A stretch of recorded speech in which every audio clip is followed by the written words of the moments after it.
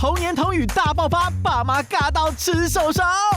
迎面一进来，然后是个光头，又有一个秃头进来。他说：“妈妈，这个叔叔是光头，那为什么这个叔叔他旁边还有一些头发？”我真的不知道怎么回答。电梯真的是爸妈的克星。一位中年妇女走进来，我女儿马上瞪大眼睛说：“妈妈，她好胖啊！”欢迎来到一个社死现场。童言童语不可爱，吃饭变成灾难现场。我女儿小学的时候，那我们就是比较会跟一些朋友一起出去吃饭，可能会聊一些这个菜色怎么样。就后来有一次我们又一起出去吃饭，两个小朋友真的超可爱，坐在那边就超大声。这个菜怎么变那么难吃啊？对呀，这东西炸得很干哎。然后我最重要的是，我们后面的菜都还没上，每一道菜放心好，都有口水。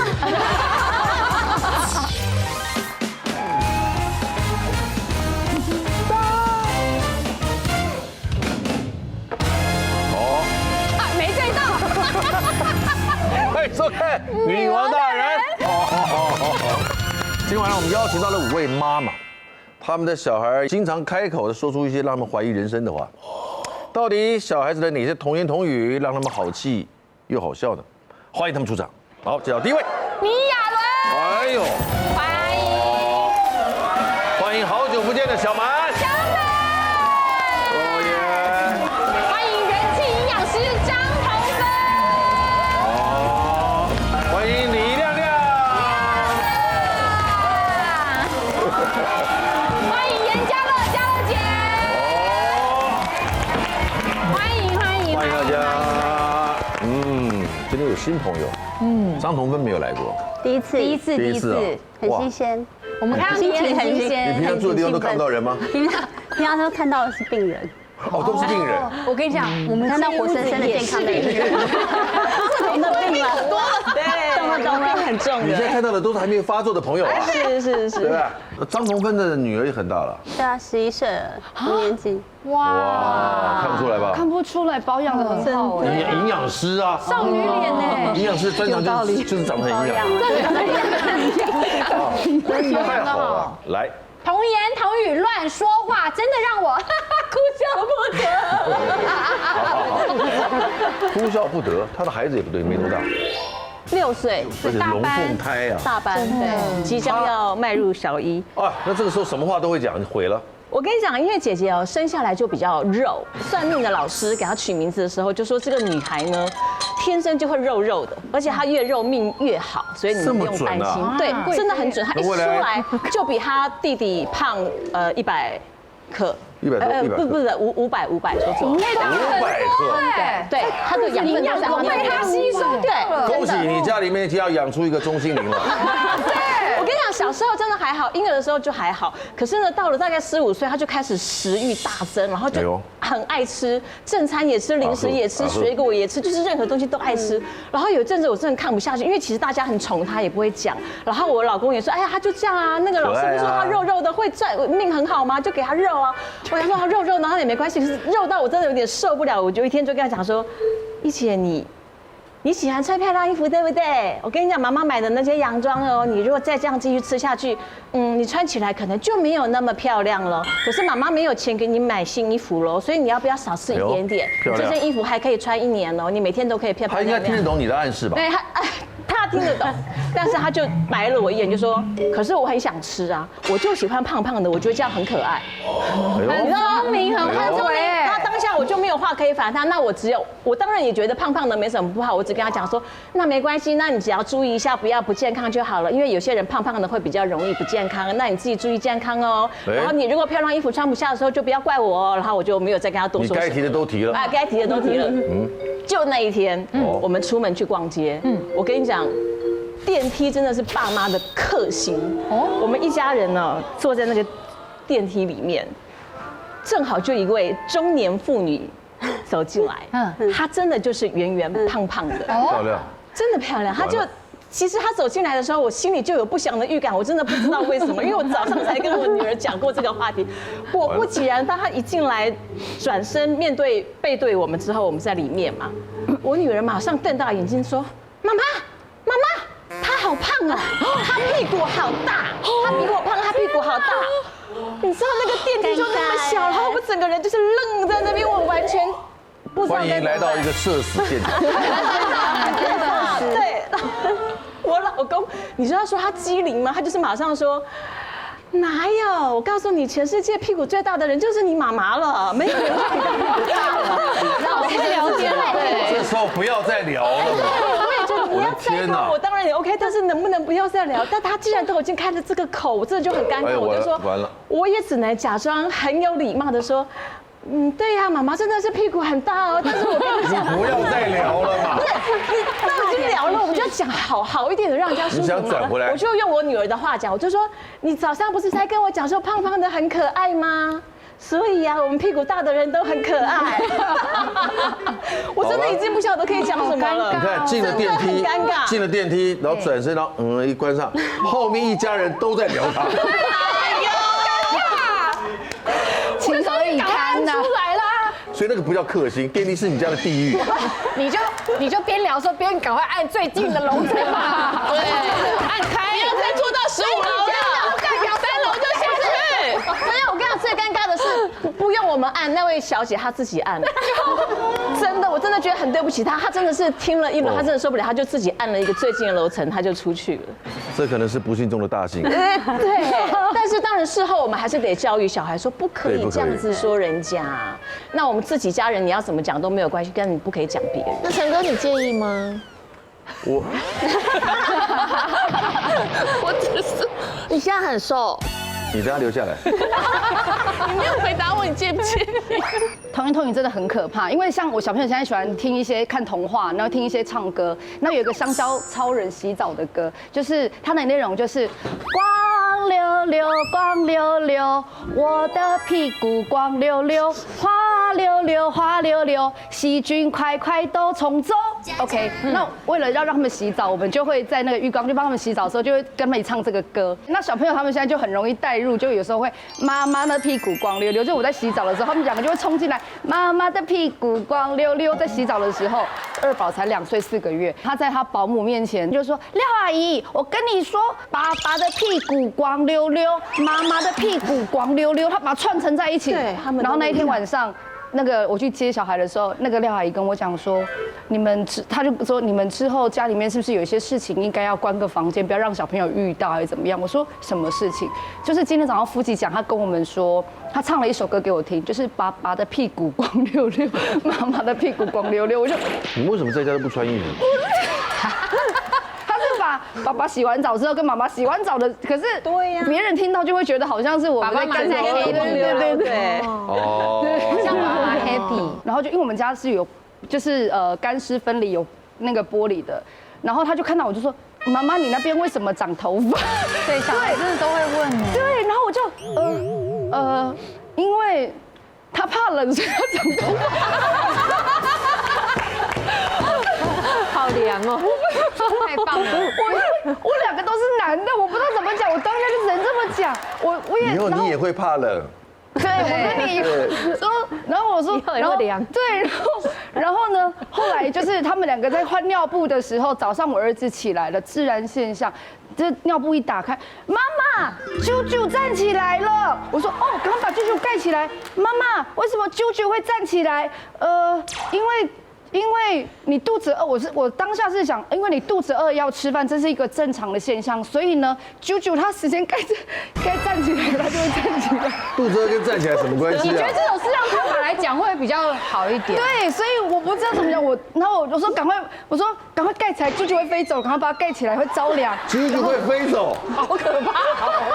啾啾会飞走，会长翅膀飞走。对不起，我儿子现在才3岁10个月，跟2岁半，你的儿子也差不多大，要怎么教？我都直接讲学名哎，学名我就会直接讲，我说你现在就是勃起了，然后他就会慢慢听得懂吗？对他就会听讲，然后他如果看到爸爸，他就说，所以爸爸也是勃起，我说对，这很正常啊，是，就是我们家没有对好了啦，我们家不讲叠字，就是胸部就是胸部，不用讲奶奶，没有奶奶，你家不叠字的原因是？就是我觉得这是一个很正常的人类的沟通啊。哦，要喝水就是喝水，不要喝水水，喝水水，换布布没有，你就是来我们来换尿布。哦，你觉得把它当一个正常的大人。你觉得孩子不需要可爱的说法就对了？没有哎，所以我儿子就是超级会说话，然后形容词也用得非常精准。但是那请问一下，那你们家儿子的话，那你不讲那个吉吉叫什么？就叫阴茎啊！真的假的？真的，我们都直接讲阴茎，这样很成熟哎。啊，然后帮他洗的时候，我也会说，这个包皮要掀起来洗哦，才会干净。然后他就会说，那妈妈什么时候可以关起来？我就说，洗完就可以关起来。对不起，忘了帮你关起来。关起来。可是我跟你讲，这个年纪的小孩真的对器官非常非常有兴趣。像我们家6岁，他只要一听到屁股、内内、鸡鸡就是大爆笑。对，我们家也是。学校的小孩都会用这个来串成童谣，他们会自己编歌，都很好笑。然后你知道吗？像我们家去年拍全家福的时候，因为正好去年是他们6岁生日加我跟我老公结婚10周年，所以我们是去一家婚纱摄影，我们想要拍婚纱，对，做一个纪念。结果呢，我们去试妆的时候，就是在换衣服，换衣服不是有一个布帘拉起来吗？小朋友在那边跑来跑去，跑外面还跑不过，就要跑进去看爸爸换衣服。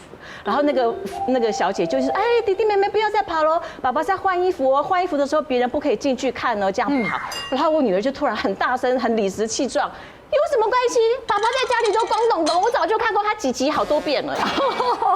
真的很理直气壮，非常理直气壮。你这写在脸都绿了。第一，他没有在家都光懂懂好吗？他只是因为我们浴室就在卧室里面嘛，所以他洗完澡会出来换衣服，他是光着身体出来穿衣服，只是这样而已。他并不是光懂懂在家里跑来跑去，那个差很多。哎呀，好哎，他们长得好好哦。可是他们两个家人几乎没什么变，我这两个长得很好。对啊。然后姐姐真的肉肉的。是啊，这个还是他比较瘦一点的时候了。嘉乐也是老得很慢。谢谢。可是可爱哦。可是狄志杰就长得圆润了。狄志杰圆润了。对。幸福肥啊。接下来的童言童语就来到这个已经有12岁是吧？11岁、12岁了。来，张彤跟营养师来。喜欢讲谐音误会大，因为她在很小时候，大概2、3岁，我女儿就会陪她一起听 podcast， 然后有一些那种大哥哥大姐姐讲故事，讲完故事之后，就会有一些那种招募厂商可以有一些小额赞助等等的。然后有一天，我女儿就跟我说：“妈，为什么那个讲故事的哥哥说小孩子不能动，小朋友不能动？”我就说：“有吗？他有说不能动吗？”他刚刚说：“不是，他有说小额赞助吗？”小额赞助，小额赞助，小额赞助，他很聪明哎，不错哎，为什么会讲到这个？好，后来我就跟他解释了一番以后，知道是说原来可以自由活动，他就很开心就跑走了。好可爱，也太听话了吧！你下次不能跟他讲说我们这个地方大家要知道我们不约而同哦，我们不约而同然后就以后都不能约儿童吗？为什么不约儿童？不约儿童，对，觉得大人你就不在那边就不能讲不约而童啊，我儿子也有一个超可爱的，因为我们家有非常多小车，他很喜欢车。好，你也讲叠字，很多车子，叠字没关系，很多玛莎拉蒂，很多 Toyota， 很多 Honda， 很多。好吧，他就是有很多车，然后有一些是按下去啊会有音乐的。然后有一些呢，就是买的比较久嘛，然后可能就常常摔，然后按下去就没有，就是他那个音乐一按下去，他那音乐可能就7零8落的，歪歪的那种。然后我就摔坏了，然后他就说：“妈妈，我很想要它就是变回原来的声音。”我说：“可是他现在就是感应不良啊。”然后我已经换过电池了，它还是感应不良，摔坏了。然后我就赶快分散注意力大法，我就说：“这一台我们新买的，你按下去看看。”他就按下去，然后就哒啦哒啦哒啦哒啦这样，然后他就很开心，他就说：“爸爸，感应良。”因为感应不良变感应良了，感应良了，他感应良。然后爸爸在远处大笑，然后我还没有意会到什么意思，爸爸一直笑，然后他就说感应良，然后我就笑了。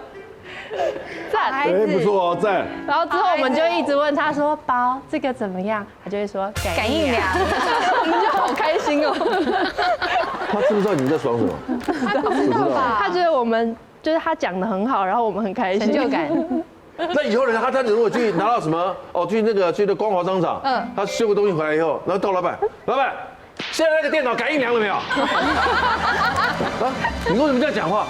我爸妈说我这样讲得很好哦。没有啊，他没有纠正过我啊。真的就是感应良，那是听的人有问题啊。你今天感应良了没有？觉得是你这个人讲话的问题。是我，我有一种在骂人的因为感觉。你阴阳顿挫太清楚了。快点，你的小板板来。我是那个电梯 round two， 是不是？然后我们就有一个继那个胖阿姨之后，然后再来一个光叔叔，光头 round two 电梯，对，好，地狱电梯。逢敌所来了，逢敌所来了。因为我们有一个朋友叫做，我们都叫他光头叔叔，就连我也叫他光头叔叔。然后他自己也都会说，我就叫我光头就好。然后呢，因为他又很会逗小朋友玩，所以小朋友都好喜欢他，很喜欢跟他玩，就觉得跟他很亲近。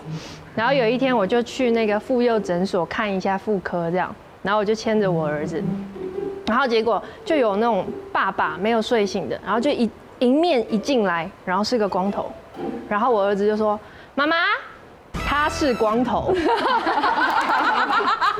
我就说：“对，他是光头。”因为这是一个正确的。所以那个人听到了，他听到，他就这样肩膀动了一下，应该就是笑了一下，然后我就想说没事了，应该已经过了。就门一打开，又一个秃头进来。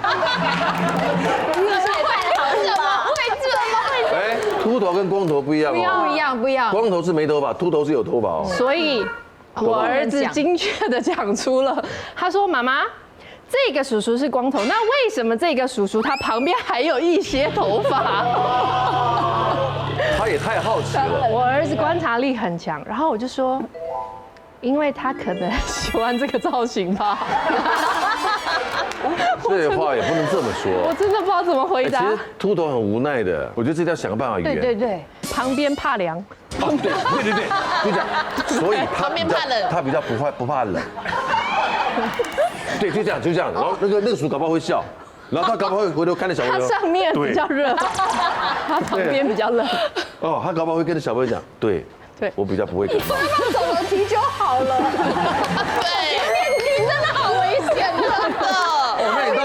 那你到101的观景台，你从早上就要看夕阳嘞。对，好可怕。走楼梯。就是小孩的童言童语，我觉得可以化解尴尬，搭讪的尴尬，搭讪。有人跟你搭讪了？呀，条件这么好，不是，因为我们就是时常会有一些偶尔的姐妹聚会嘛，可是我上次是碰到2个很久没有约的闺蜜，可是中间忽然临时有个闺蜜就说她没有办法找到保姆，然后还要带她5岁的儿子来，我们想说儿子5岁一定很可爱，当然带来没关系，然后我们就开始聊一些你知道以前的事情什么的，然后结账的时候啊，那账单来。然后就默默有一张小纸条，我就想说，因为现在不都是很多单子，那你就觉得不以为意，然后看了之后打开，是一个看起来是一个小鲜肉的那个店员，他就给了我他的 IG， 然后就问我说，可以跟你做朋友吗？然后我就开了之后，我就开始大笑，然后就我2个闺蜜她们就说什么东西，然后就拿过去看，然后大家一起大笑，然后他就请了那个弟弟过来，他们就问他说你几岁？他说我25，然后你知道那种旁边的大妈知道，他们就说哈，你知道你跟那旁边的这个小姐姐，你知道她几岁吗？然后他就说我觉得大概就36、7、8，可是我觉得姐姐很好。他觉得姐姐不错，他好直接，他很直接，然后他们就这样笑说：“拜托，他已经快要50岁了，他如果早点生，你会是他儿子。”小孩张嘴乱说话，得罪长辈超可怕。这是我的，这是我的，2个就一直在打架，他就一直大哭说我没有，他抢我的玩具，然后我就觉得整个很暴躁，我说你闭嘴。大概1个多月之后，我们跟我婆婆聚餐，弟弟就在旁边，你闭嘴。当小婆婆笑容原本笑着讲，然后收了，我整个想说，我等下回去是不是要跪算盘？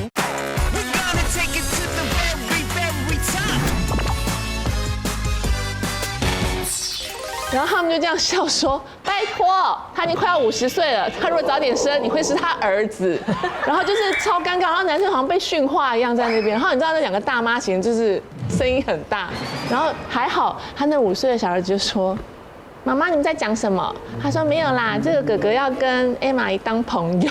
然后他就说，那我也要跟艾玛姨当朋友。我觉得她很漂亮啊，我觉得她也很可以，就是他学着那个大人讲话。然后我们就嘻嘻哈哈，嘻嘻哈哈，就是这样过去了。那当然啦，我还是有礼貌性的，就是加了，因为反正我没有查，就加了一个 IG 之后，就是以后就是变成点头之交的好朋友这样子。当然他长得也不错啦。没有啦，不过你要演麻辣女教师吗？不是，我是觉得到了餐厅有熟人在那边还不错，定位啊、要东西啊什么的都还不错。你是图这个？对，因为你这讲话没礼貌了。他难道要的只是安妮啊？这是一个很现实的问题。对啊，真的是很现实，它可以解决你很多困扰。它可以帮你安排包厢啊，是不是？然后做一个很好的位置，然后我们就很会要葱花，他就给你很多葱花。因为我们是葱花人，你知道有时候一直跟人家要葱花很不好意思。不好意思。然后有些店都是给你，而且他们有时候永远都给你一个就是小的器皿装葱花，我就说你可不可以拿个大碗装满，因为我不想一直请你过来。你是因为吃葱花才这么漂亮的吗？也不是讲到重点了。后来我的朋友就会问啊，他就说，因为当然了，我们年纪都差不多，那他们大概生的比较晚，还是会问，就是为什么我的状态，就是当然了，因为我是属龙的，所以这是真的快50岁。当然，就我们是艺人，我就说可能还是要维持一个基本的样子。冻龄这一块上面也要下一点功夫，然后我就推荐了他们喝一款我喝了很多年的胶原精华饮，它可以算是喝的青春露，然后就可以让你皮肤这种支撑力啊、弹力啊都可以提升。那我今天有带来给大家分享，太好了，哇，太好了，太好了。就是这一款日本的胶原精华饮，而且它是来自于日本的百年品牌的出品，所以我就会很安心。然后再来呢，它是日本的这种美容饮的热销第1名。用了之后呢，气色变得比较好，然后比较不会蜡黄的。那原本比较不明显的轮廓线呢，也会变得比较明显，而且整体肌肤呢，我会觉得比较饱满润弹。然后，而且它是针对全身的皮肤，因为我就觉得手啊、脚啊，那种指甲边边的那种皮，你都会觉得它有它的一些保水度。那里面就是有个速决型胶原蛋白，还有高效蛋白聚糖，那它就对于我们皮肤可以提升我们的水润度，还有支撑力很厉害。而且它一瓶才16.8大卡，对，它的是我觉得它是有点那种凤梨的口感，然后喝下去，然后你就觉得，有些人觉得怕不怕，就是说，饮品型的它的热量很高，可是它就真的就只有16大卡，而且平常带出去啊，任何时候都很方便。对，而且其实我自己也喝了很长的一段时间，因为我自己年轻的时候是那种肉的体质，所以当就是年纪越来越大的时候，那个肉就开始变成松松垮垮。然后就很需要那个支撑度。那因为我自己是营养师，然后我自己就会想说要看一些这个成分。那这支产品我其实刚开始喝的初期啊，我的感受是觉得，它很明显让我觉得很像是从那种蒸汽浴出来的时候，会有那种粉粉嫩嫩、水水润润的感觉。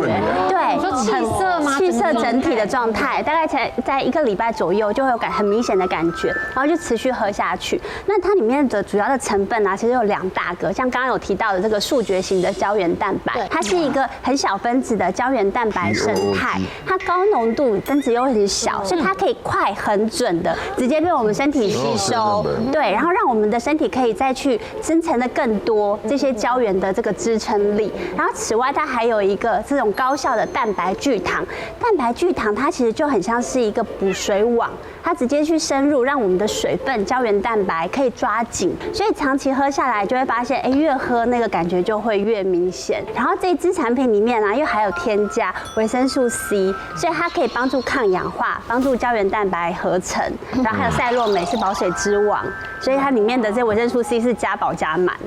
难怪你们2个状态看起来超好的耶！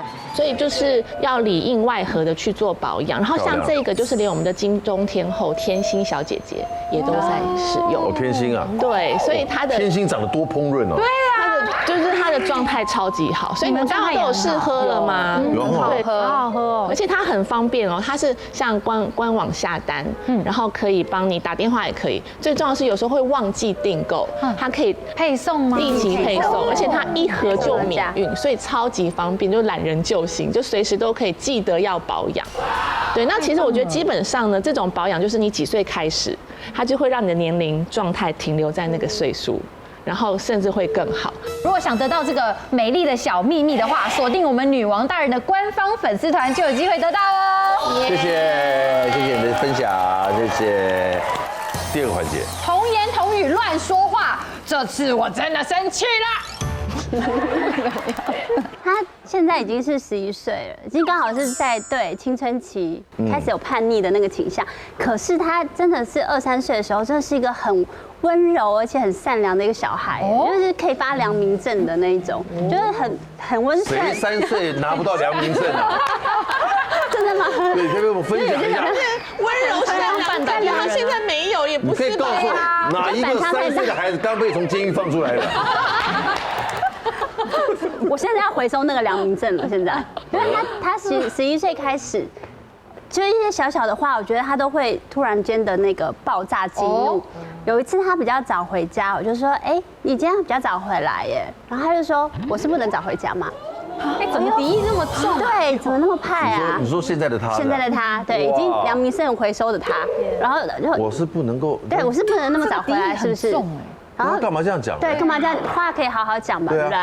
然后前几天也是一样，就是我刚好在处理公事，然后呢，他好像请我帮他弄一些资源回收，然后我就说，妈妈现在在处理公事，我们等一会有些事情还是有轻重缓急，唠叨了一下，然后他就想说，只是请你帮个忙，你需要解释这么多吗？啪，门一关。就进房间了。打他？你们前天有吵架吗？因为我不是，因为我知道现在小朋友就是青春期的过程中，我能理解啦。你有让他知道他这样讲会让你难受或生气？对，你有让他知道吗？这件事情之后，大家情绪过了，我就让他好好知道，就是我们其实彼此之间还是要互相尊重跟礼貌。那这些东西，它会引起我生气，它也会引起别人生气。对，这个基本人格，这是人格教育。对啊，等到他真的这个人格慢慢的恢复比较平静之后，再把良民证还给他。希望可以早一天看到受教的他。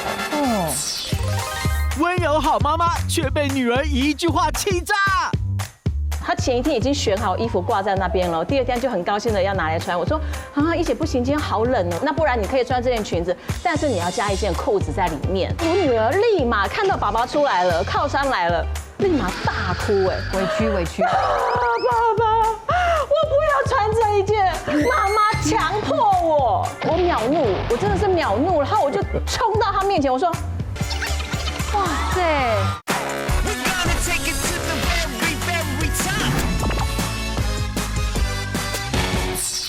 你知道，其实，我2个小朋友同时在欢的时候，再加上我们偶尔要出来工作拍戏，同时在欢乐的时候，在闹的时候，其实是真的会神经线崩溃。然后那一天我刚好就是连续拍了几天，然后我从嘉义在刚杀青，嘉义回到台北，然后拖着很重的行李一回来，他们2个就在抢玩具。那因为现在哥哥3岁10个月是比较。我们如果他就把玩具全部收在一起，都不给弟弟玩，那我们大人的说法会说你怎么那么自私？可是老师说他们现在是以自我，3岁多才是要以自我，什么是想要自己，他们不会想到别人，不会设身处地帮人家着想。然后他现在他正处于这种状况，所以他什么玩具全部都是这是我的，这是我的。那弟弟就是有样学样，就这是我的，这是我的，2个就一直在打架。那弟弟呢更野。弟弟呢，他就是会拿个东西故意跑，妈妈救命啊！然后把东西丢了很远，然后哥哥在后面追。那天我回来，我整个超累，刚拍完就赶回来看他们。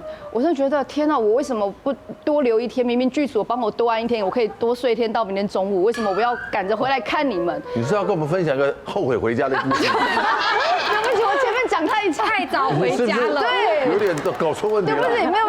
然后呢，那个时候他们2个就一直在那边吵，我就说你不要这样，怎么样，就跟他们讲，你不要这样抢哥哥东西，你怎么样。然后后来哥哥受不了了，哥哥就推弟弟，然后我就说，先动手就不对啊，科长你不可以这样推弟弟，这样不行，怎么样，他就一直大哭说我没有，他抢我的玩具，然后我就觉得整个很暴躁，我说你闭嘴，我超生气，我说你闭嘴，你明明我看到你推弟弟，你为什么要说谎？这东西明明是弟弟的，弟弟他不跟你抢，他借你玩，可是你怎么可以说这是自己的？就是我也崩溃了，然后2个都罚站，然后2个都狂哭，然后爸回来想说发生什么事情。好，殊不知，大概1个多月之后，我们跟我婆婆聚餐，然后他们在那个包厢里面又上演这一种你丢我捡啊，然后在那边吵架，你追我打这种。对，那我婆婆就去劝架，然后我婆婆就说啊，卡酱，这个是弟弟的，这是奶奶刚刚买给弟弟，你要我再多买一台车给你。弟弟就在旁边，你闭嘴。哇，那就是同意，他没有不是生气。他就学你说话，他只是照样讲，就是说，然后就是很可爱那种，你闭嘴，这是我的。我婆婆，我瞄到我婆婆的眼神，当下婆婆笑容原本笑着讲，然后收了，然后眼睛瞟了我一下，因为我婆婆她知道这一定是大人讲，有样学样，那不会是在学校嘛？学校老师其实对，那我就我背后整个脊椎都凉起来了，你知道吗？对，那我当下其实又。对，我就说你怎么可以这样跟奶奶讲话？不可以跟奶奶道歉。然后我儿子就说我不要，我不要。我婆婆就说没关系，没关系，他讲怎么样怎么样，惨了。我儿子又补了一句奶奶你闭嘴，2次。我整个想说，我等下回去是不是要跪算盘奉茶干嘛的？对，然后呢？为难哦，这个。对，然后那一顿饭就在我小姑啊，我公公在旁边，就是化解，就是嘻嘻哈哈，没关系没关系啦，看这样来对圆场。好，回到我婆婆公婆家之后呢，小孩终于都闹睡了，老人家泡茶时间到了，我们就坐在那里，然后我就都不敢讲话，然后老公就在旁边一直滑手机，就是他喜欢看抖音，然后我婆婆就说，我知道你们平常带小朋友很累哦，可是哦，大人讲就是囡仔人有耳无嘴，吼，大人讲话啊，囡仔人哦拢会听，啊，你家己做爸母讲话较细致，啊，我知你这阵嘛哦，家己大帮两边咧走啊，安尼较辛苦啦，吼，啊，你家身体还够啊，就我婆婆会讲这些，然后他瞄我老公。张丰琪不要一直滑手机，你儿子都会看。然后我老公这样子，就是莫名其妙被 Q 到，然后看了我婆婆一眼，然后我就瞄他一眼，我知道我婆婆是要讲，重点是不要一直滑手机，重点是后面那一句，你儿子都会看。对。然后我老公就很识相。摸不掉。对。哦，一定是安尼发生的啦。哦，他水里了哦。他睡里啊。所以那天回去之后，我找了一天，我儿子2个情绪比较好的时候，就跟他们说，我们前几天跟奶奶吃饭，你们是不是跟奶奶说你闭嘴？然后他们说，然后我就跟他们说，妈妈也跟你们说过这个话，我妈妈跟你们说对不起，妈妈那天真的很累也很生气，可是这个话是不好听，是不对的。那尤其是你们跟奶奶这样讲话是不可以的，长辈会生气，而且这样子对长辈不尊重。说你下次跟奶奶正到面要跟奶奶说对不起，这样。看得我一脸愁容，那个叛逆期我已经开始害怕了。然后那个，我跟你讲，因为现在6岁哦，就是真的就是教育跟沟通，这是很重要的一部分。但是因为他们现在已经非常有自己的主见。有人3岁看大，你听过没有？对，好比说他们现在在学校啊。有一些好朋友在玩的时候，就会命令他去做什么事情，然后他回来就会跟我讲说：“妈妈，他叫我这样做，可是我不想。”那我就会教他，我说：“对啊，人跟人之间是互相尊重的哈，你们同学之间没有谁可以规定谁哦。如果他叫你做的事情是你不想做的，你就直接告诉他，我不想这样做哦，你不可以规定我。”很正常嘛，就要把你的想法说出来。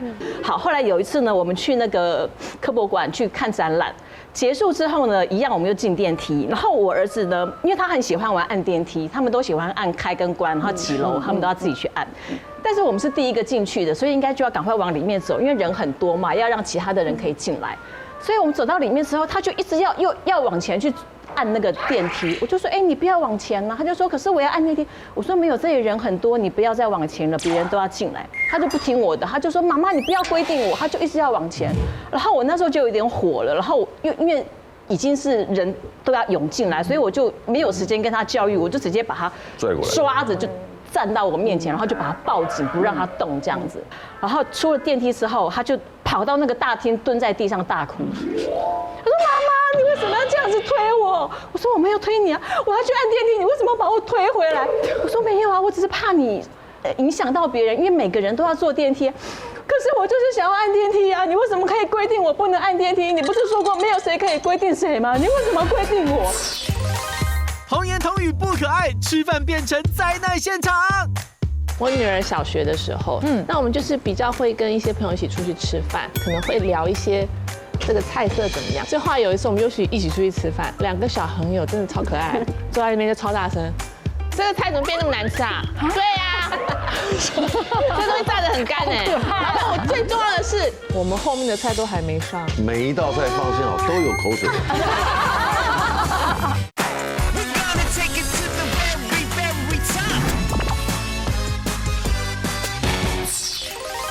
想要按电梯啊，你为什么可以规定我不能按电梯？你不是说过没有谁可以规定谁吗？你为什么要规定我？就好大声，整个大厅的人都听到了，对，然后他就蹲在那边大哭。我女儿有一次也是把我弄得很火，就是我女儿就是很喜欢穿漂亮的衣服，所以她每次出去玩她一定要穿洋装。可是有一次就是因为天气变冷，她前一天已经选好衣服挂在那边了，第二天就很高兴的要拿来穿。我说啊，一姐不行，今天好冷哦，穿这件你会哈啾哈啾。她说没有关系，我不怕。我说不行啊，那难道你想要去吃药，你想要打针吗？讲了一大堆，她还是不要。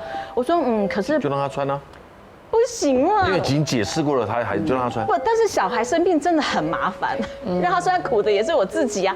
然后我就跟他说，好，那不然你可以穿这件裙子，但是你要加一件裤子在里面，至少把你的腿保起来嘛，对不对？然后他听了他就不太讲话，不太高兴。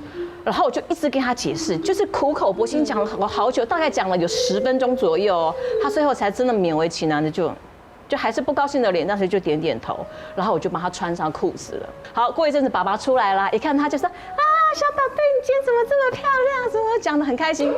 哎，我女儿立马看到爸爸出来了，靠山来了，立马大哭，哎，委屈。爸爸，我不要穿这一件，妈妈强迫我。我刚刚我听到"强迫"2个字，我火，我在客厅的那个又秒怒了，对我秒怒，我真的是秒怒，然后我就冲到他面前，我说："你说什么？什么叫强迫？你知道什么叫强迫吗？我有强迫你吗？我刚刚是不是跟你解释了10分钟，讲了很久，各种理由我都跟你讲了，最后你点头，我才帮你穿的，我这样叫强迫你吗？"我真的很火哎，然后我就进房间了。他就常在想说，为什么我妈的口才这么好？对，他不懂什么叫口才，他只是没有。他为什么发音都这么标准？怼我。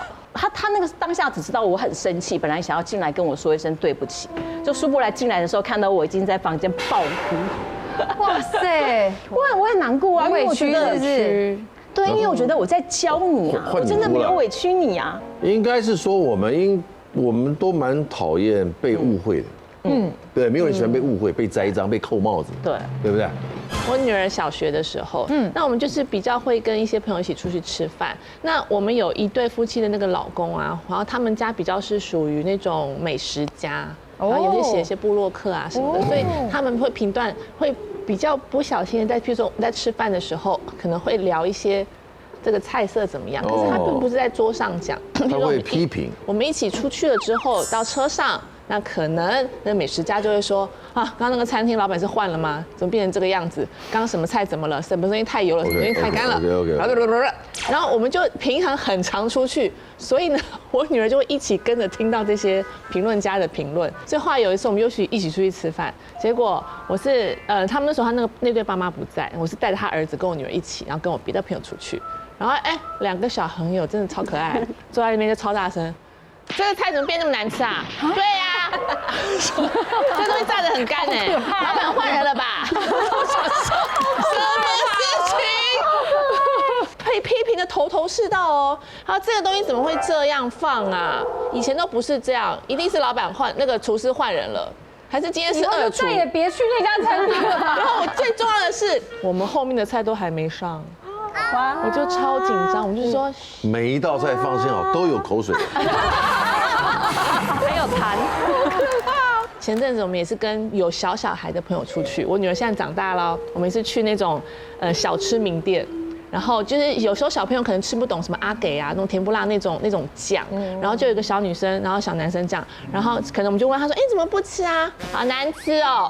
可是旁边那个阿姨就是津津有味，我们同桌的朋友，然后我们全部就不喜欢吃啊，没关系，等于放着。但老板娘也是刚好经过，然后就这样看了那个小女生一眼。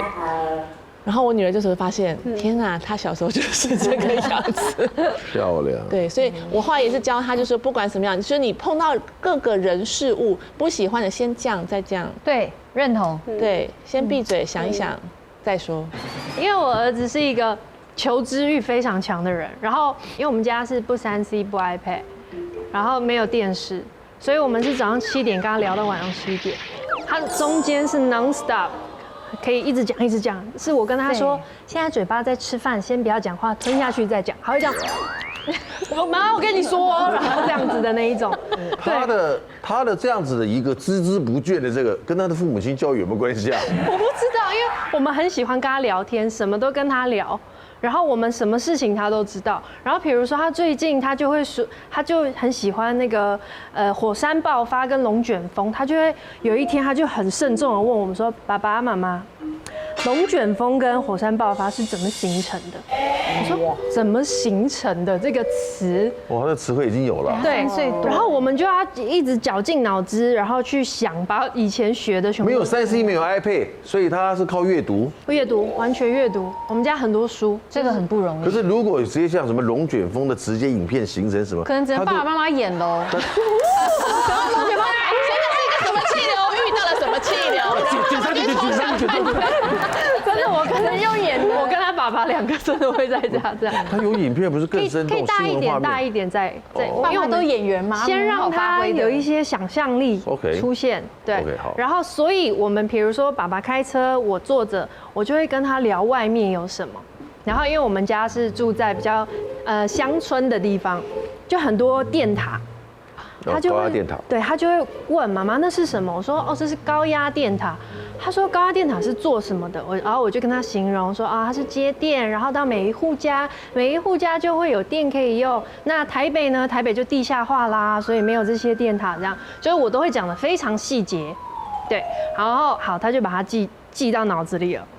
然后呢，比如说有什么事情发生，像我们之前有养狗狗，然后狗狗过世了，然后我们就会说，它死掉了，它去当天使了，然后他都会把这些东西记起来。好，有一次我们就是长途带他出去玩，我们没有开车，因为我们平常都是开车，然后我们就坐了高铁，因为是我老公的婆婆她90大寿，所以我们就全家人要去台南这样，那就坐了将近2个小时的高铁。那其实对于他这么会讲话的小孩，在上面其实是很压抑的，因为我们就会一直跟他说，哦，我们现在讲话要跟小猫咪一样小声，然后我们不能太大声，这样，然后就是他其实一直都很压抑，然后到了下高铁站，他其实就已经很躁动，他就说，我们到底什么时候会到？婆婆生日到底在哪里？我们就说快了，我们再转计程车。然后，你没有坐过计程车吧？然后我们就坐计程车好了。一上车，他一看不认识的人离他这么近，然后开车，然后可能车上的味道也不是这么好，他就爆哭、尖叫，就是没有停那半个小时，没有停，一直尖叫。天使宝宝变恶魔，陈哥也受不了啦！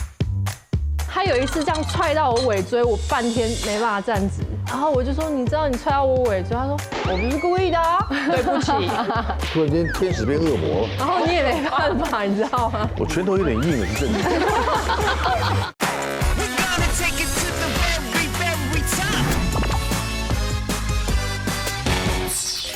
没有停，一直尖叫。车内空间这么小对，然后我就跟司机说，真的不好意思啊。司机说没事，小朋友。然后他是尖叫，然后一直抓狂的，然后爸爸就抱住他，我们就一直想办法安抚他，说你看外面有什么东西，然后你看妈妈包包里有什么，我们就已经竭尽所能。结果他是气到他已经尿裤子了。哇！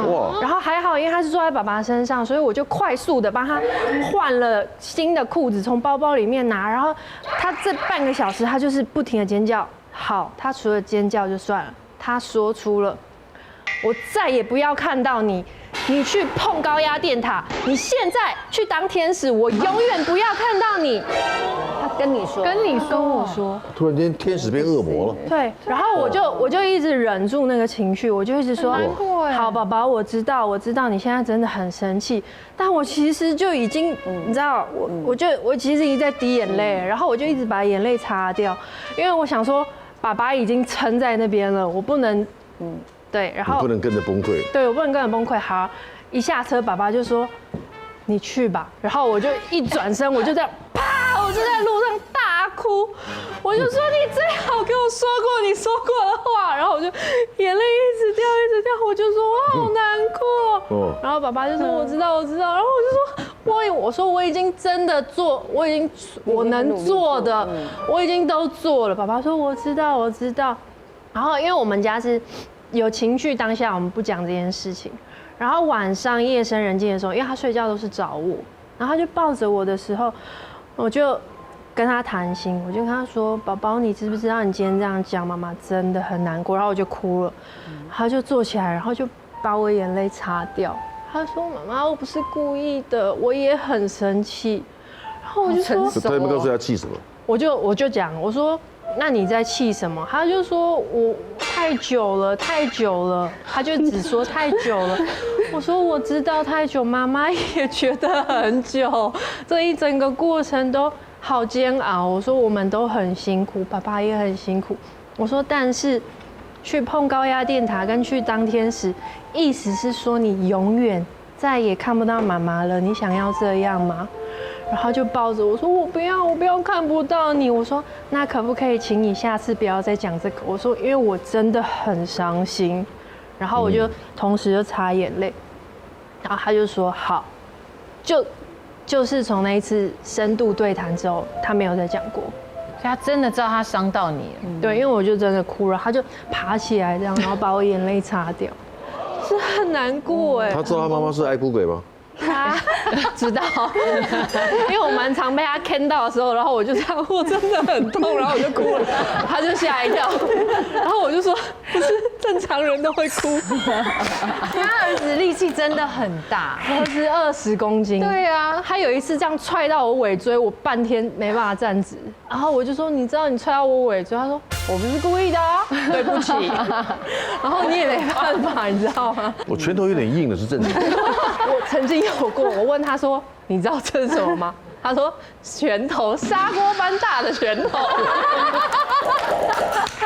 因为我跟他爸都一直，因为他叫至尊宝，就是因为我们很喜欢周星驰，所以我们平常都会跟他讲一些周星驰的话。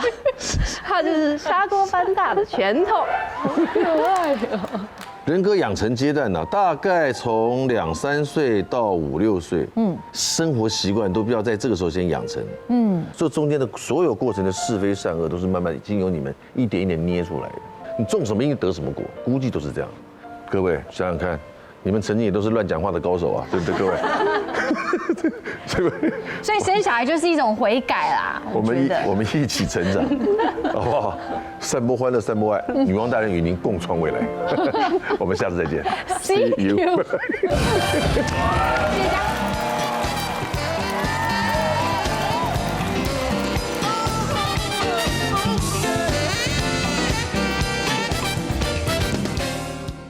快订阅未来中文台 YouTube 频道，开启小铃铛就可以看到最新的女王大人哦。